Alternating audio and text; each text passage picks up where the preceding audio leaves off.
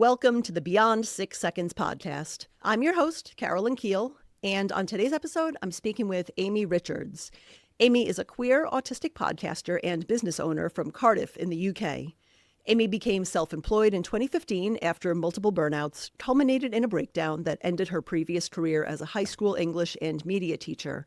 With her business hat on, she offers business strategy sessions, builds websites, and supports online business owners with their websites, email marketing, and automation. In 2020, Amy started a podcast called Squarepeg, where she chats with one autistic guest at a time about their autism discovery journey and what they've learned along the way. Amy is also a nervous system regulation practitioner, working with other autistic adults to help them become better regulated, less anxious, and have more energy. Amy, welcome to the podcast. Hi, Carolyn. Thank you very much for having me. This feels like it's been a long time in the kind of planning, I suppose. I was going to say, we were just chatting beforehand, and we've been following each other for a while on social media, and I've been listening to your show for a while. Yeah, I'm just excited that we were able to finally connect one-to-one, and I'm happy and excited to learn more about your story and share it with my listeners on my podcast today. Fantastic. Yeah. Looking forward to it. I guess kind of starting from the beginning. So how did you realize that you are autistic? So, I'd always been aware, as I'm sure many of us are, of being a bit different. But I grew up in the sort of 1980s, 1990s, and nobody was talking about autism back then, really. Yeah. The only representation I'd seen was in the film Rain Man. Yes. Which obviously, I didn't relate to that in any way, It never occurred to me. So I qualified as a teacher in 2003. And my first teaching post was in a rural school that had the Asperger's, as it was known then, unit for the whole county. So they would bus these kids in every day from all over the county. And there was a special unit where they had a classroom where they had special teachers. So they could have, withdrawal from lessons or if they needed some support. But they were taught in mainstream for most of the time. We were all teaching these kids in our mainstream classes. And I sort of found myself identifying with them a little bit and sort of feeling quite an affinity with some of them. Yeah. I didn't really think much of it. And then we eventually had some training, the whole school, the whole staff had some training on how to integrate these kids into our lessons, how to support them. And they started by putting up this list of traits on a projector on the wall. And I'm sitting there, and I was probably, 25, 26 at the time, sitting there sort of reading through this list of traits. And I'm like, oh. Because it was like reading a list of my own personality. Yeah. My own traits. And it had never occurred to me. I was just, I could feel almost the colour draining from my face as I was sitting there reading it. Because this is a time when there was stigma. And these were special education kids. And this was nothing, there was nothing around neurodiversity out there at the time. So I had a lot of internalized ableism. Not that I knew that term, that phrase then, but it was there. So that was the first kind of insight that I had into my own autism. And I sort of hid from it for a long time. I did a little bit of research. Every now and again, I'd go and do a little bit and read some things and get a bit scared and run away. And eventually I found Samantha Craft's list of traits and Asperger's by Rudy Simone. Not necessarily my favourite now, but at the time, so relatable. For the first time I was hearing autism described in a way that made sense to me. But I still sat in it for a long, long time. So it took, long story short, it took about 10 years plus to actually go from that point to getting an actual assessment. Oh, wow. And that was mainly because I had a couple of burnouts. The second one was particularly bad in 2014. And it culminated in a full breakdown, which put an end to my career as a teacher. I got my first counselling off the back of that. And it was through that process that, although I already kind of understood myself as autistic by this point, that was what allowed me to voice it for the first time. Oh, okay. And to actually say to anybody, like I'd never spoken about it before, to say to another person, this is what I think. We were talking about school and teaching and how difficult I found it and why. And then at one point she just turned to me and said, you keep using this phrase, it's the same for everybody. And she said, I don't think it is the same for everybody. I think it's different for you. It is harder for you, and we need to work out why that is. Wow. And it was the phrase that changed my whole life, because I basically sat there and said, I think I know what it is. Mm. I think I know what the reason is. Yeah. Yeah, sometimes it's a long process, that realization, a whole process of education and just becoming aware, because I also grew up in that like 1980s, 1990s era where you have to learn and unlearn your assumptions about what autism is, because yeah, there was just a very narrow view of it at that point in time. And obviously, a lot of things have changed and expanded, and we've kind of gotten better at identifying it in children and adults these days.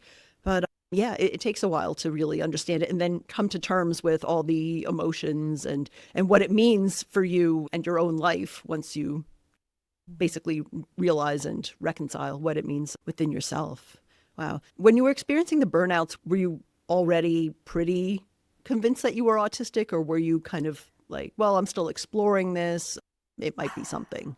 That's a really good question. I think, honestly, deep down, I knew that this was the case. Mm-hmm. It was more that I didn't want to fully admit that to myself because of the internalized ableism and stigma and what that might mean. Mm-hmm. I didn't know autistic burnout was a thing, at this point. Mm-hmm. I was having these experiences. I was being diagnosed with depression and anxiety. And I look back now and I can see the pattern, this cycle of burnout that so many of us find ourselves in. Yeah. Yeah, and I think also it gets misdiagnosed or just read as different things when we do wind up seeking help or saying, hey, I think something, I'm having trouble right now. What does it mean and such?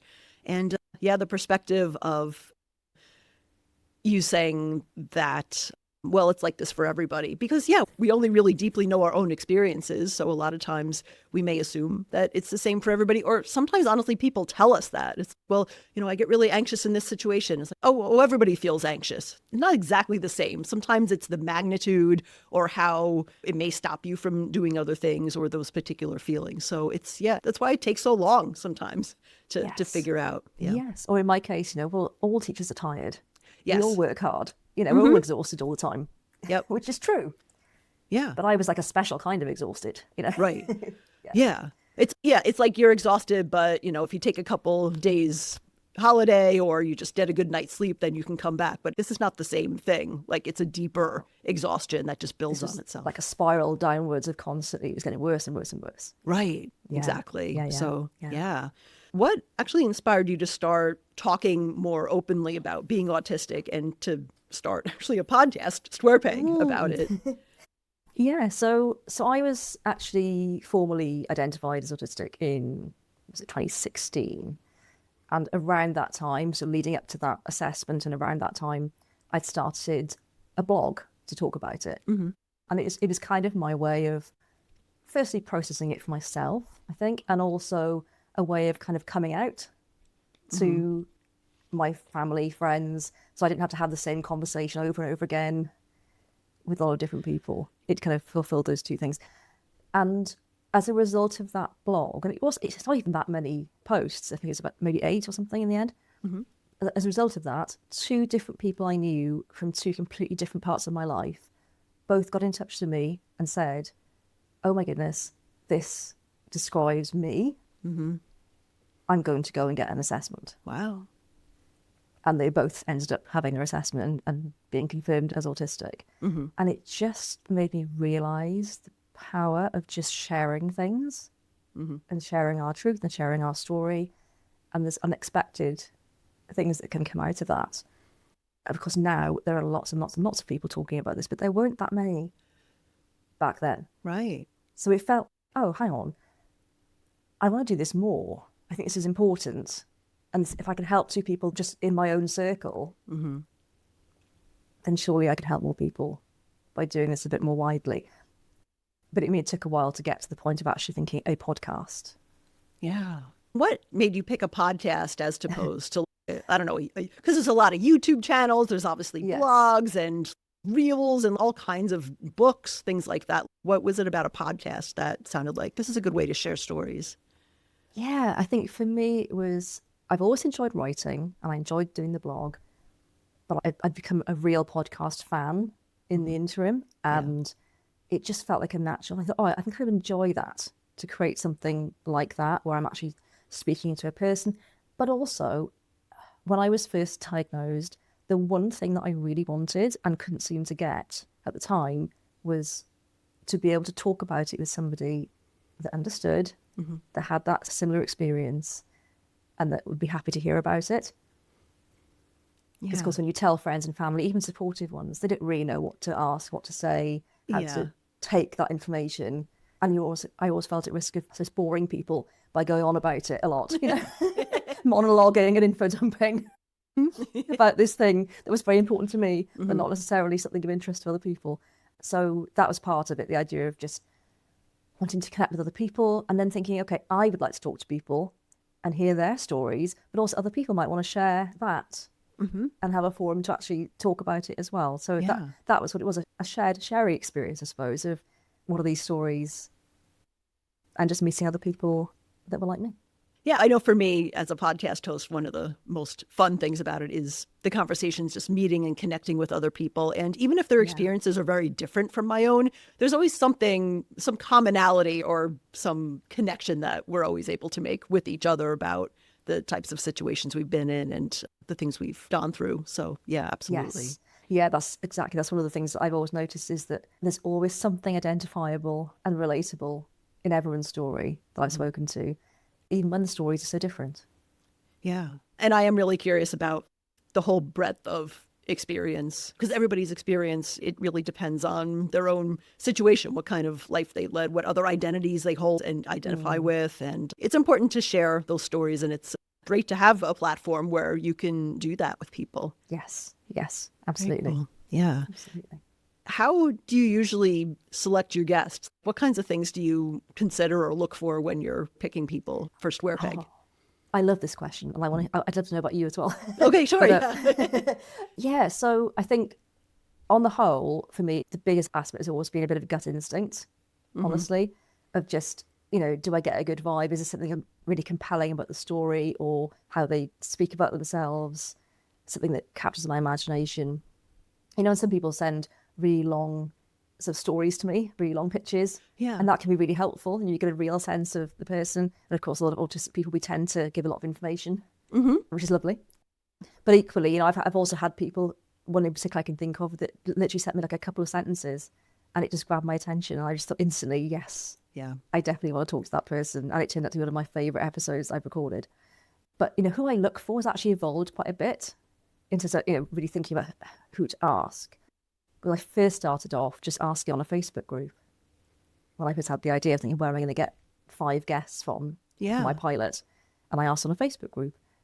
And at the time, it's quite funny when I look back. It's like I found it the other day, the actual thing that I wrote.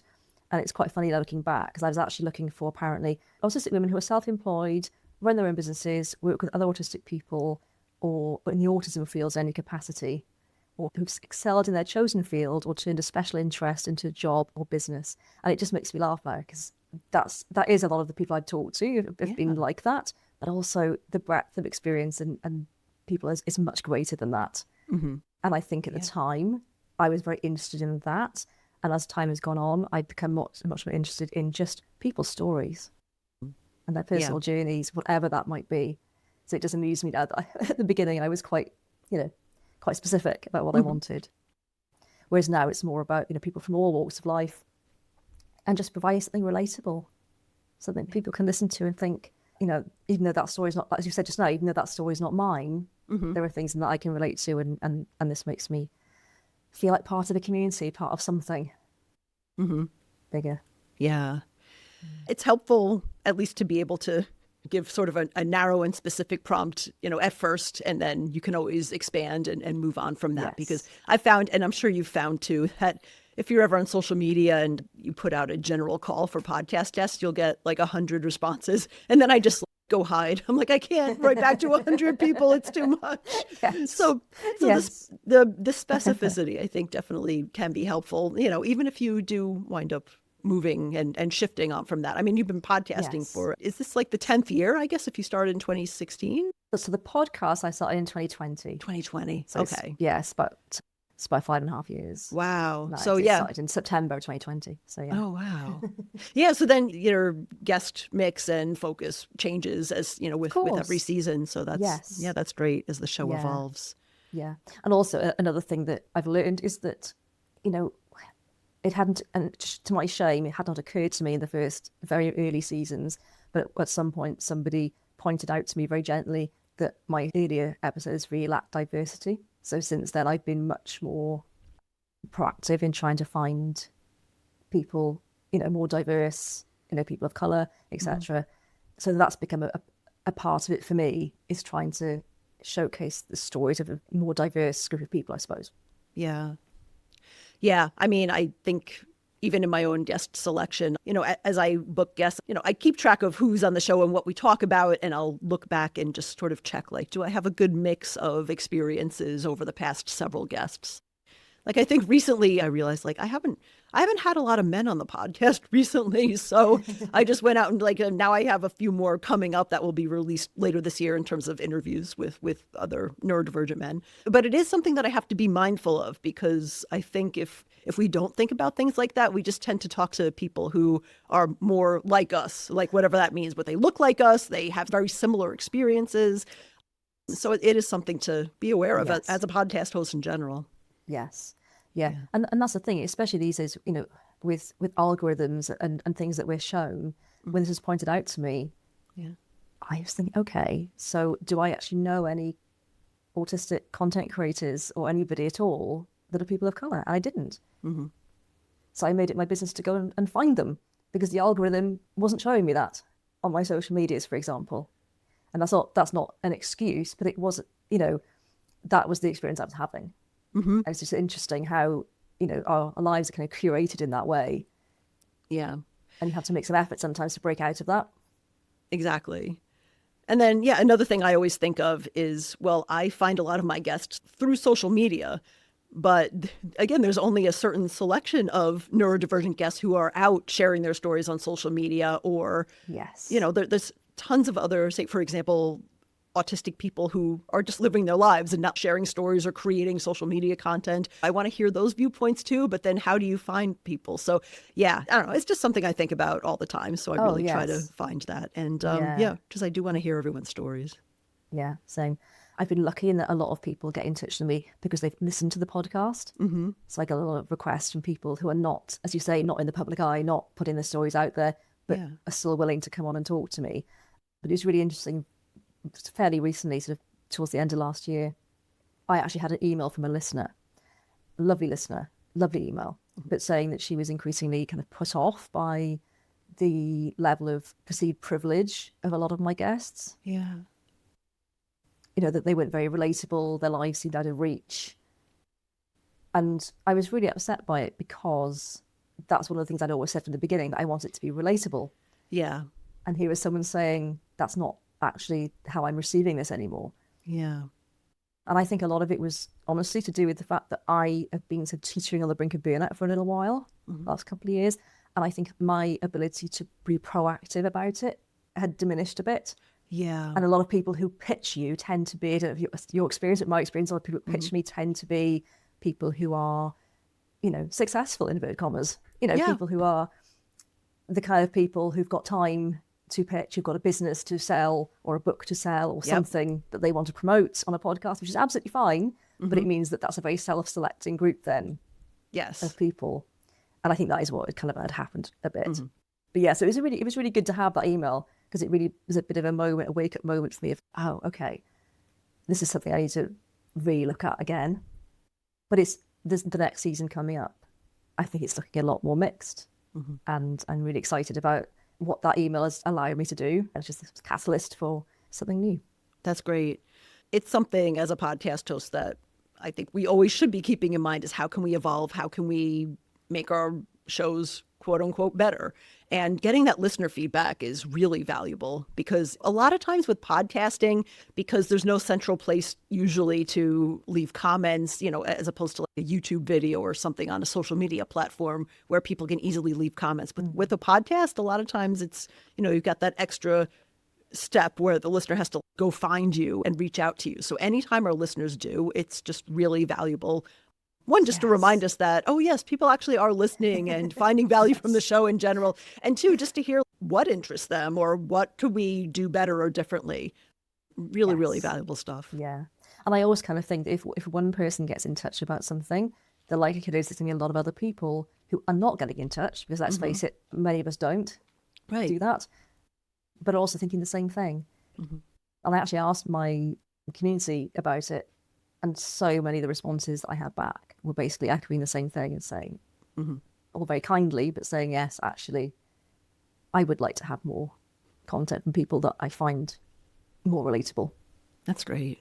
So, yeah. One of the many great things about your podcast is that you've also built this community around it so that you can be in closer touch with your listeners and people can more honestly and easily share their feedback like that. So, yeah, that's great. That's really valuable. yeah, no, it really is. Yeah.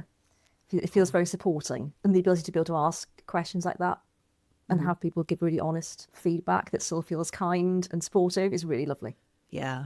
Well, that's great. Another podcast related question I wanted to ask you is, when you're editing your episodes, how much do you edit either your guests or yourself, or how do you make those decisions? Because I know for me, it's different if I were doing like a pure business podcast where everybody wants to sound perfectly polished, and then I would potentially do like really heavy editing on it. But these are people sharing their real stories, and not everybody has that super polished, like perfect, ideal public speaking voice. I wouldn't even want that, honestly, for all of my guests. So how do you make editing decisions like that?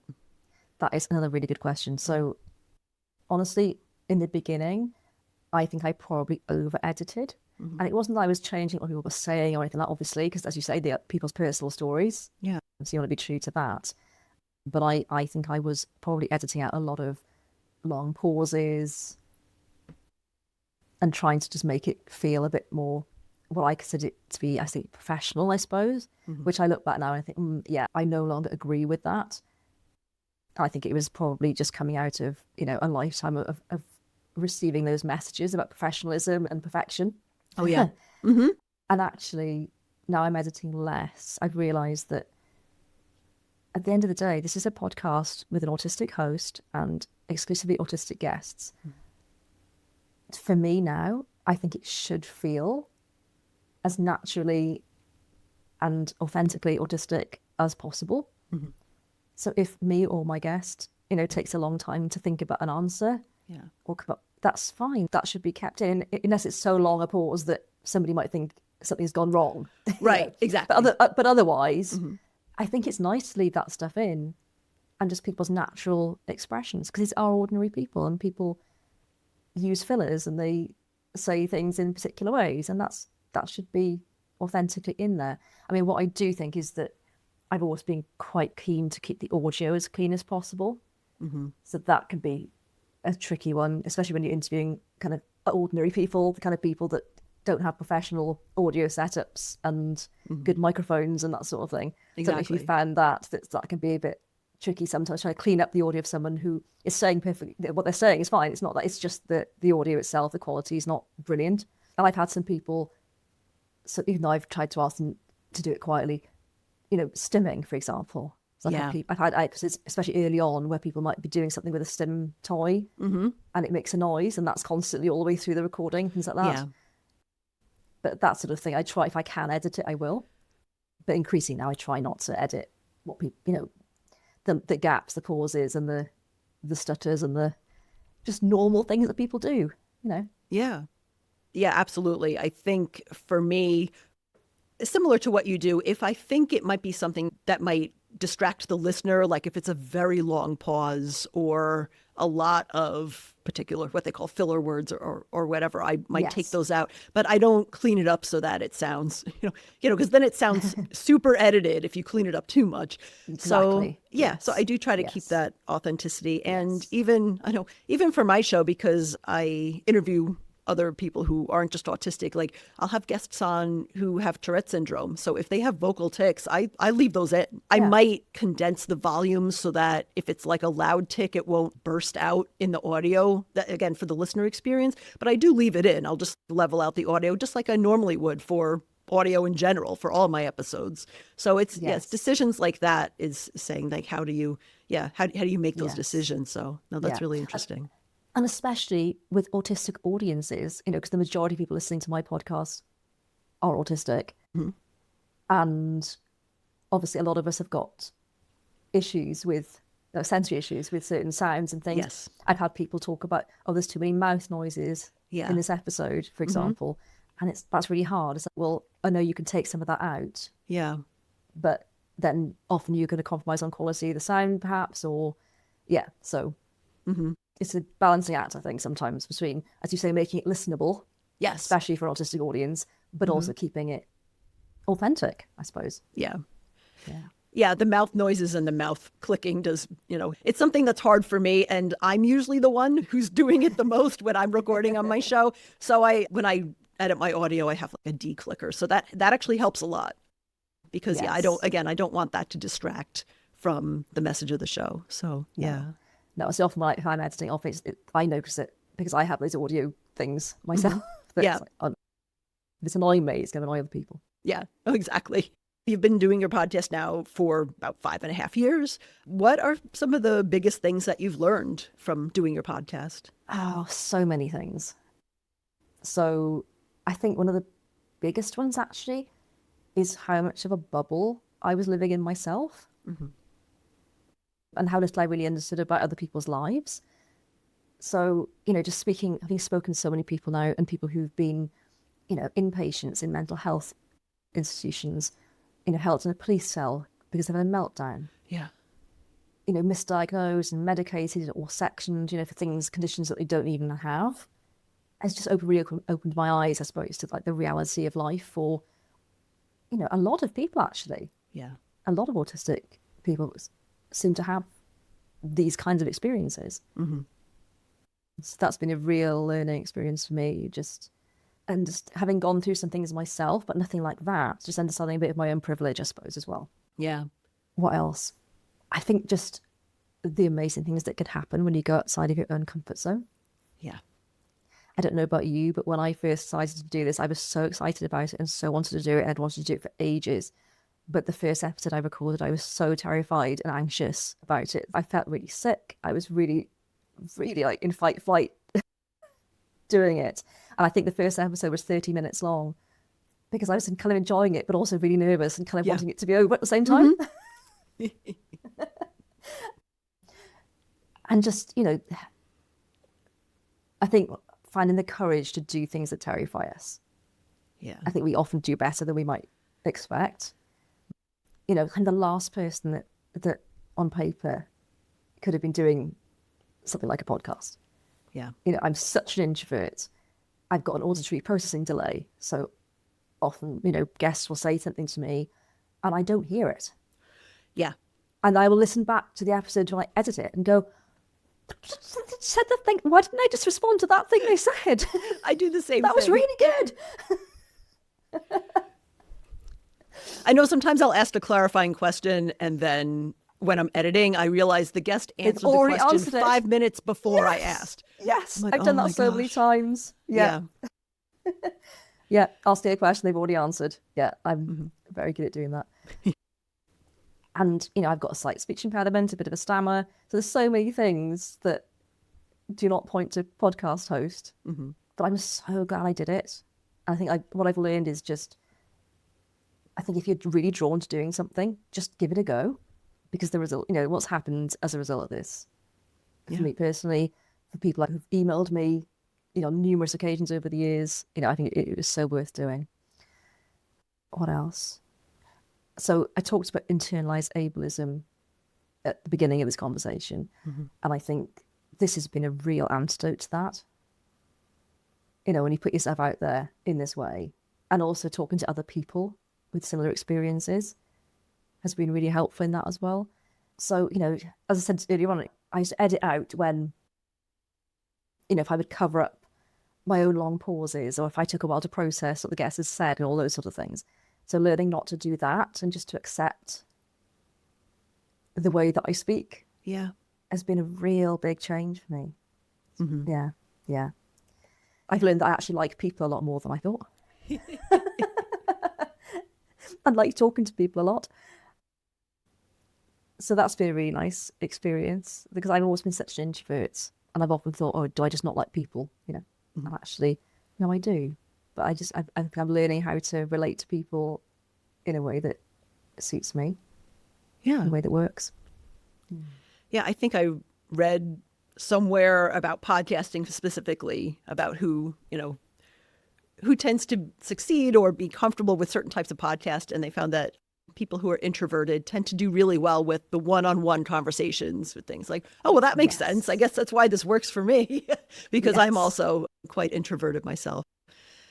I had a kind of similar experiences as an introverted person when I started my podcast back in 2018, before I knew I was autistic, before I'd even focused on neurodivergence.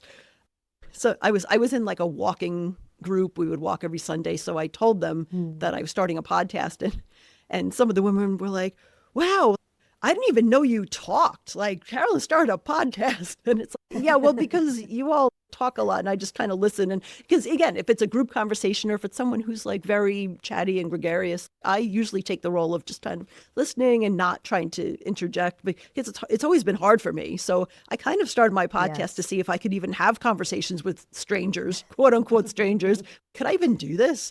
So yeah, it's fascinating. You listed a lot of things that you really learned about yourself, what your strengths are, what you enjoy, and challenging your own beliefs. Like ableism, again, was not something I was that familiar with even a few years ago as a concept. And now the more you talk to people, the more you realize just how embedded it is in our society and culture, even in so much of our language, like you don't even realize it.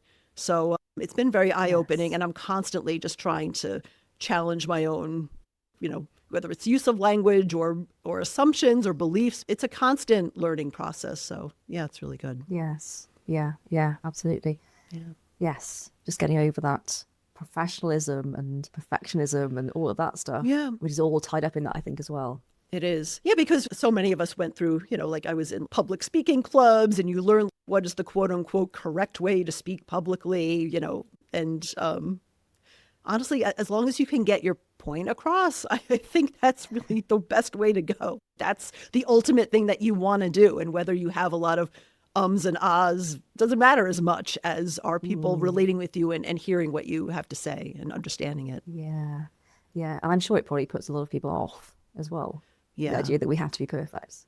Yeah, because it's terrifying. I think it's one of the top fears or phobias of people in the world is public speaking. So, there's a reason for that. Yes. Yeah. I was just going to say, it just reminded me of something, which I think is a very autistic thing, perhaps. I used to be in a business networking group, and it involved every week you'd have to stand up and do like a sort of 60-second sort of elevator pitch to the room. And then you have to do chit-chatting and, networking and talking to people, all of which I absolutely hated. But the one thing I didn't mind was doing the 10-minute presentation to the room. Yeah.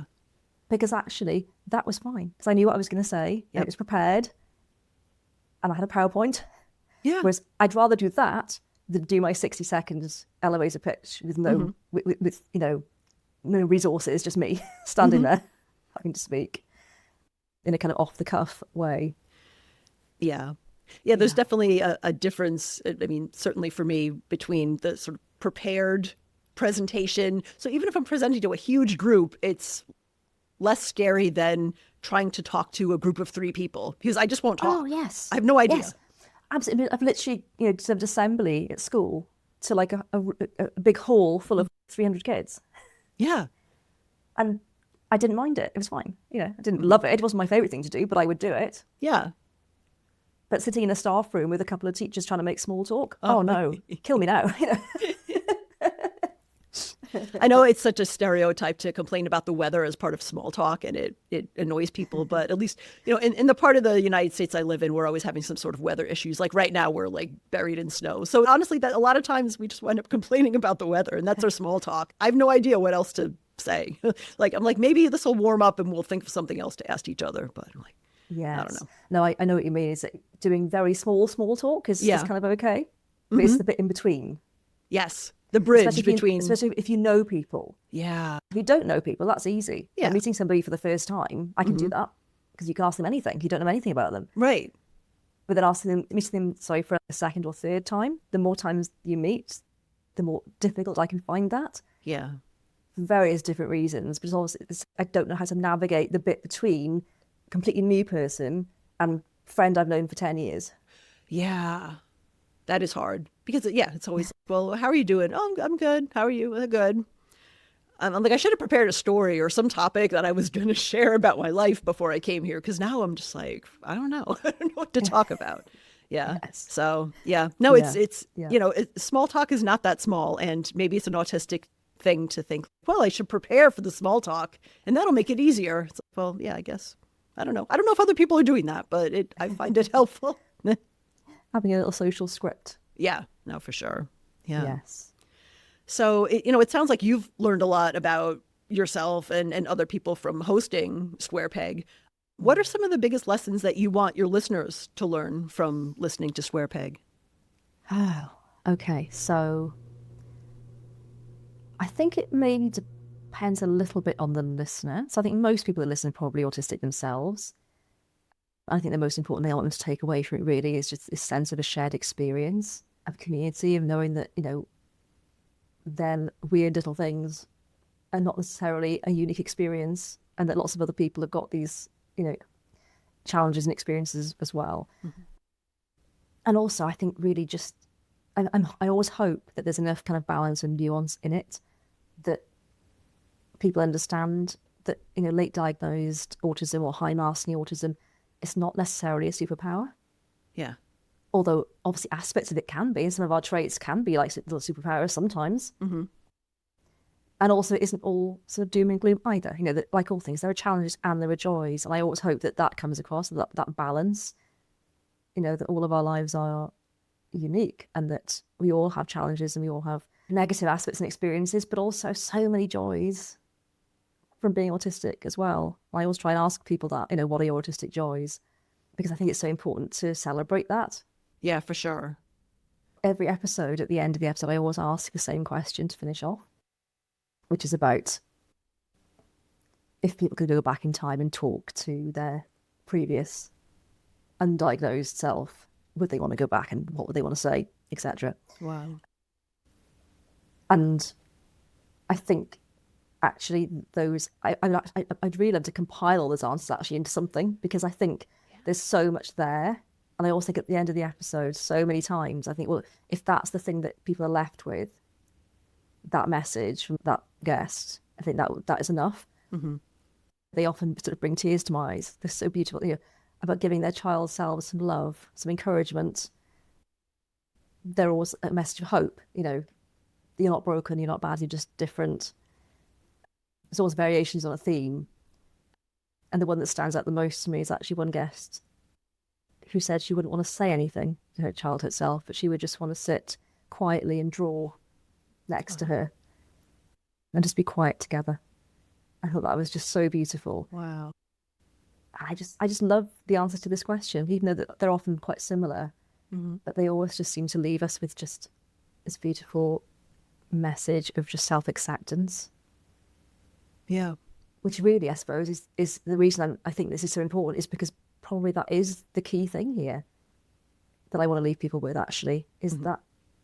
that hope of self-acceptance and just we are our full autistic selves, and that's enough.